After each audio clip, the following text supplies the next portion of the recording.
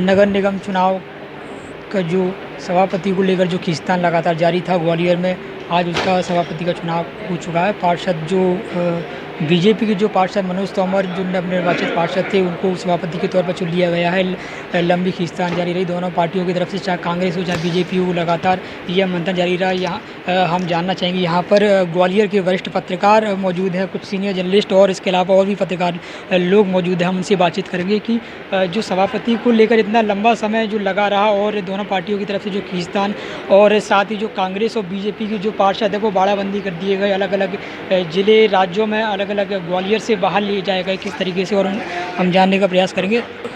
वरिष्ठ पत्रकार श्री जावेद खान हमारे साथ मौजूद है। सर, जो लगातार जो खींचतान जारी रहा सभापति के चुनाव को लेकर, क्या कुछ कहना चाहेंगे कि जो बीजेपी की तरफ से पार्षद सभापति बना दिया गया? जी बिल्कुल, ग्वालियर का सभापति का चुनाव एक बहुत प्रतिष्ठापूर्ण चुनाव था, और जिसमें कि जैसे कि जो नंबर गेम का जो प्लान चल रहा था उसके मुताबिक 34 जो पार्षद थे वो बीजेपी के पहले से ही थे और कांग्रेस के पास 25 थे।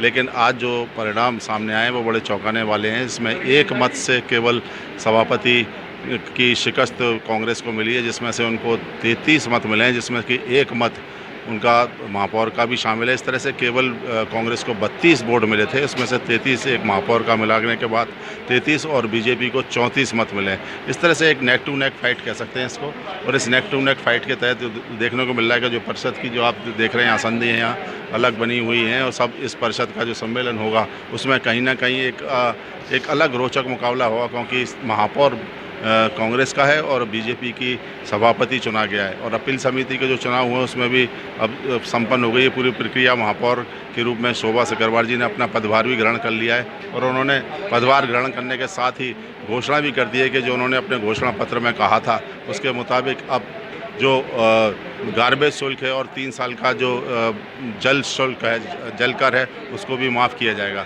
इस तरह से देख सकते हैं कि अभी रोचक मुकाबला है। जब परिषद की बैठक होगी, पहला सम्मेलन होगा, तो उसमें कहीं ना कहीं देखने को मिलेगा कि आखिर वो अपने जो ठहराव प्रस्ताव हैं उसको पारित करवा पाती हैं, विपक्ष उसका कितना विरोध करता है, ये देखने के लिए एक रोचक मुकाबला होगा। सर, सभापति चुनाव से पहले जो बीजेपी की जो सांसद महोदय हैं विवेक सेजवलकर और विधायक सतीश अग्रवाल के बीच आपसी गुफ्तगू देखने को मिली थी, इससे क्या राजनीतिक समीकरण, क्या मायने आप क्या करेंगे? जी बिल्कुल, राजनीतिक रूप से कभी भी कुछ भी अपरिहार्य नहीं होता है, और जैसा कहा जाता है कि everything is fair in love and वार, और यहाँ तक ही कह सकते हैं कि पॉलिटिक्स में भी हर चीज़ जायज़ है। अब जैसा कि आशंका जताई जा रही थी कि बीजेपी और कांग्रेस के सभी पार्षदों को अपने अपने पार्षदों पर भरोसा नहीं था, इसलिए वो रिसोर्ट्स में ले जा रहे थे, कहीं बाहर ले जा रहे थे, तो कहीं ना कहीं एक दोनों पार्टियों में भय था। लेकिन जब अंतिम समय में पहुँचे तो जो एक जीत का सेहरा था वो बीजेपी के हाथ में लगा है। तो इससे लगता है कि कहीं ना कहीं गेम प्लान में बीजेपी की जीत हुई है। एक और पत्रकार यहाँ हमारे बीच मौजूद हैं, हमसे बातचीत करेंगे। सर, क्या कुछ कहना चाहेंगे? सभापति का चुनाव, मनोज तोमर सभापति चुन लिए गए हैं, लंबी खींचतान के बाद दोनों पार्टियों के बीच क्या कुछ कहना चाहेंगे? हाँ, लंबी खींचतान थी, 3 दिन से इस पर एक दोनों ही पार्टियाँ लगी हुई थी कि अब सभापति कांग्रेस बनाए या बीजेपी बनाए, मगर पल्ला बीजेपी का भारी था, क्योंकि उनके पास 34 पार्षद थे और इनके पास सिर्फ 28 पार्षद थे। निर्दलीय की जो बात हम करते हैं, निर्दलीय जो पार्षद थे, कभी बीजेपी के पाले में कभी कांग्रेस के पाले में, एक फुटबॉल की तरह खेल रहे थे। आज सुबह ही एक निर्दलीय वार्ड क्रमांक 6 के पार्षद बीजेपी से फिर कांग्रेस में गए, तब जाके तो भी वो है कांग्रेस अपनी झोली में सभापति की कुर्सी नहीं ले पाई।